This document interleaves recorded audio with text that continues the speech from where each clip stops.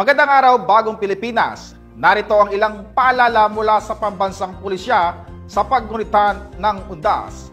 Mahalagang tiyakin ang kaligtasan ng inyong tahanan bago umalis patungong sementeryo o sa ibang lugar. Planuhin ng maigi ang pagdalaw at siguraduhin nakakandado ang lahat ng pinto at bintana. Tiyakin ding walang naiiwan na nakasinding kandila, mga kagamitang elektrikal o nakasaksak o nakabukas na gas tube at gripo upang maiwasan ang anumang aksidente. Iligpit din ang mahalagang gamit sa labas ng bahay at ipagbilin sa pinagkakatiwalaang kapitbahay ang inyong tahanan habang wala kayo.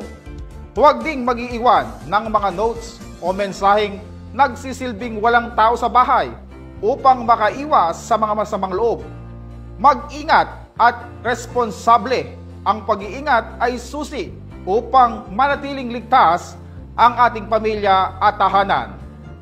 Mula po dito sa Campo Crame, ako po ang inyong Police News Network Correspondent, Patrolman Adrian Dayao, mula sa bagong PNP para sa bagong Pilipinas, serbisyong mabilis, tapat at nararamdaman.